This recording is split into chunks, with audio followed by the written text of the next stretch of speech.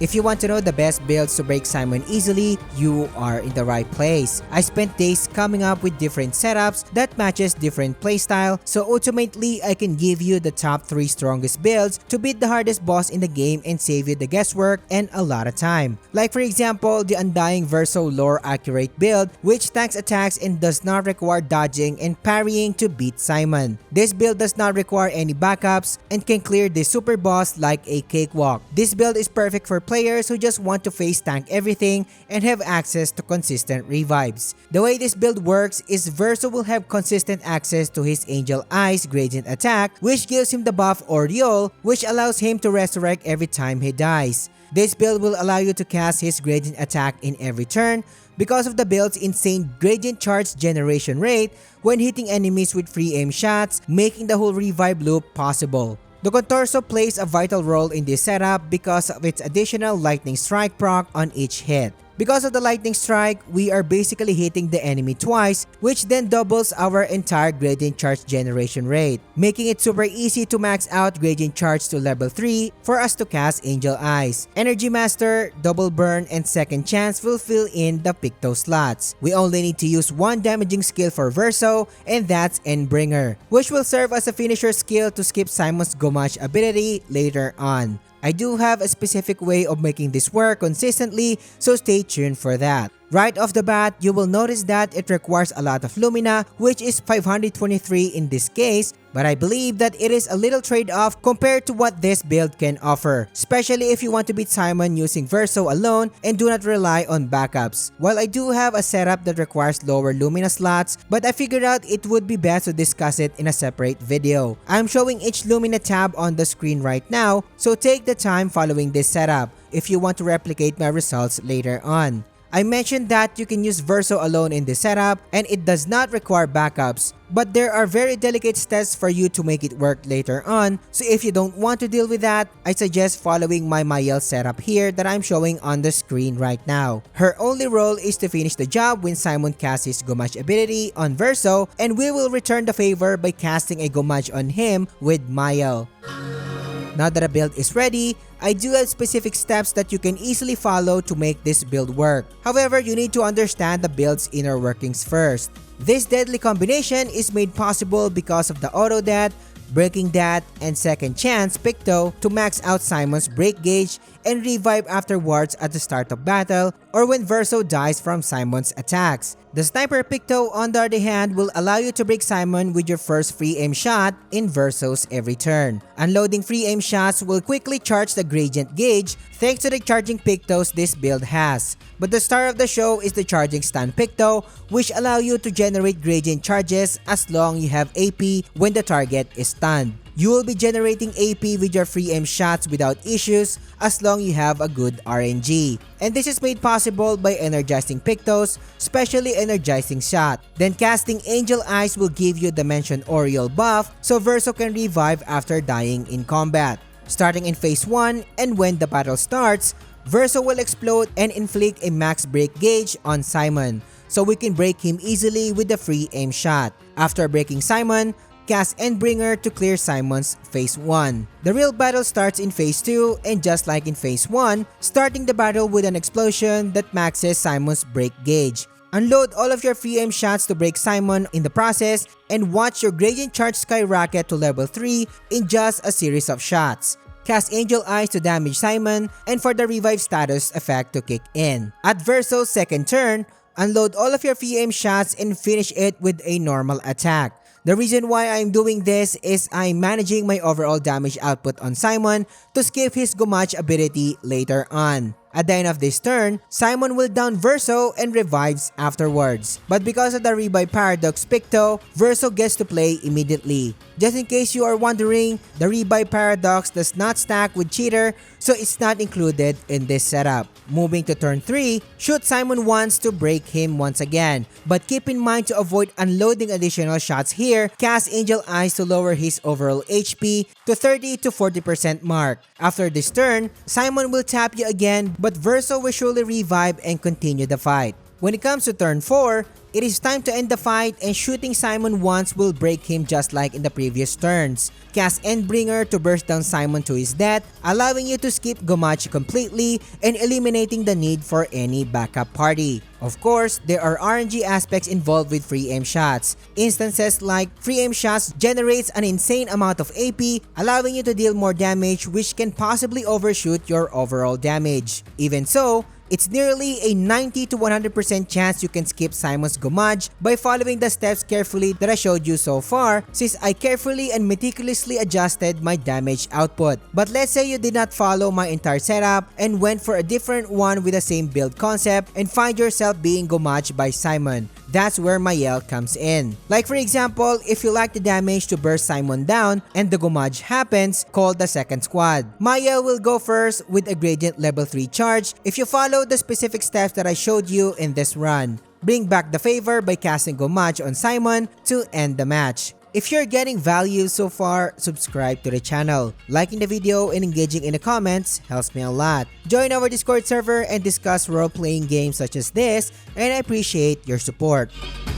One-shot or burst build users will have the best builds to beat Simon as well. As the build name implies, Mael is surely one of the easiest characters to use to burst down Simon with an insane damage numbers. This build is for players who don't want to play the long game or worry about Simon's different phases and move on. And I'm sure by now that a lot of people already use this build to clear this guy without a hassle, but it's not for everyone. We will be using CL, Verso, and Mael for this setup, and each of them has specific roles. I'm showing each of the exact build on the screen right now, so take the time following this setup so you can replicate my results later on. Basically, CL is going to be our main buffer in this setup, while Verso's role is mainly to increase damage multipliers only. You can see this build requires a minimum amount of Lumina, making it even more enticing for most players. One thing to note about Mael's weapon is you can use Glacium if you want to score even more damage for fun later on, because Glacium has the highest raw attack so far in the game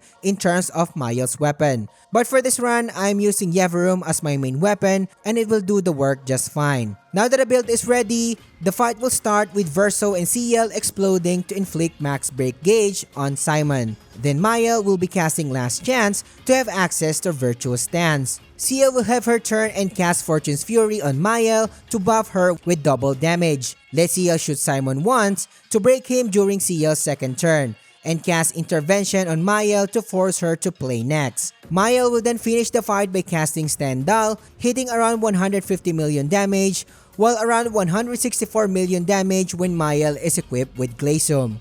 Phase 2 will start and basically just repeat the same steps to nuke Simon out and call it a day. Now this build has more variations to deal even more damage for fun. Like for example, using the Gradient Charge build that I just showed you while showcasing the Verso build. We'll let Mael cast Gomaj easily, which is obviously stronger than Stendhal. You don't need to do this though, but doing it to see larger damage is fun. The damage you are looking right now doesn't have roulette slotted on it.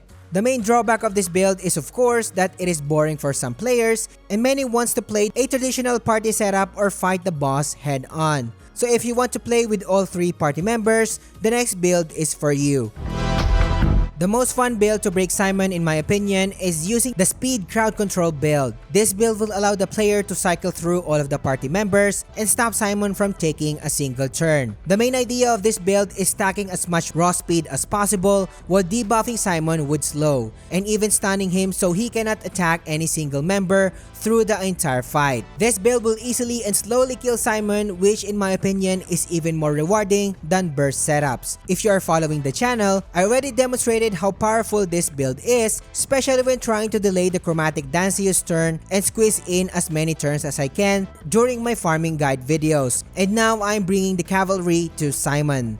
I'm using CL, Monaco, and Mael for this build, and pay extra attention to the Pictos that they have. Most of the Pictos boost their raw speed stats by a ton, so most of them will pass the 3,500 speed mark. As I show the build on the screen right now, notice that the party is following the fast gradient charge build like in the Verso build that I showed you in this video. With this setup, it is easy to have access to level 3 gradient attacks as expected. But the star of the show is CL's Light Sun weapon, which will debuff Simon with slow when a sun charge is active, which is always the case since CL will buff the party with all set to even buff the party with rush and gain more speed. Start the actual method by letting CL cast all set to buff the party with rush, powerful, and shell so they can hit harder and be faster. But because of the Light Sun's unique weapon effect, CL will also inflict slow on Simon as mentioned, making him fall further down the line of turns, which is satisfying to see. On CL's second turn, she will just unload all of her AP while using free aim shots and end her second turn with a normal attack. This is to charge the gradient charge gauge easily. In terms of Mayel, she is the second highest damaging character in this lineup, so she will use all of her AP shooting Simon and charge the gradient gauge as well. But make sure to at least leave 1 AP so she can use her last chance skill and have access to Virtuous Stance. During her second turn, she will cast Pyrolyst to inflict burn and damage on Simon in the process. Since the shortcut Picto procs, she will have a third turn and make sure she will just use all of her AP dumping shots on Simon, then end her turn with a normal attack. Sia will then take her turn once again, and since the party is already buffed, she can just use both of her turns to dump all of her AP with free aim shots and deal with normal attacks. If you don't want to count your remaining buffs durations in the entire party, since you need all of these buffs active all the time, just make it a habit to cast the skill all cast every 2 turns. In this way,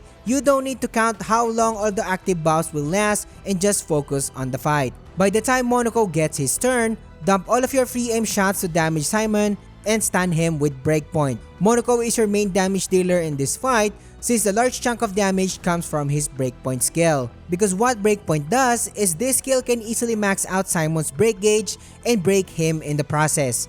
Truly a fantastic gradient attack. During Monaco's second turn, he will just dump all of his free aim shots and end his turn with a normal attack to recharge the gradient gauge once again. Maya will then take her turn to do her usual last chance skill and finish phase 1 with Pyrolyst. During phase 2, just do the exact steps that I just talked about to permanently slow down Simon and stun him frequently. Not only he is slow, but he is also stunned, cancelling all of the possible attacks he can throw at you. He will still be able to steal shields or he can lower your party members' HP to 1, but he can never attack you. He can still use these special moves since it is just part of his mechanic. Do the steps over and over and you will be laughing the whole time since the guy will always be further down the line when it comes to turn order, or he gets pushed back whenever you reapply slow status on him. He will be suffering from major damage over time when you are cycling on your characters, and you don't need to worry about Gumaj either when using this setup since the slow and stun locks prevent him from using a major attack. Most of the time, Monaco is the one who will finish the entire fight with his Breakpoint skill. Pick the right builds according to your preference, and whatever you pick in either of these builds, it will surely break Simon to get your sweet clear. But what if you want to know the best farming spots to farm Lumina and to prepare for these builds? This video will give you all the best farming spots and methods in the game, and I will catch you on the next one.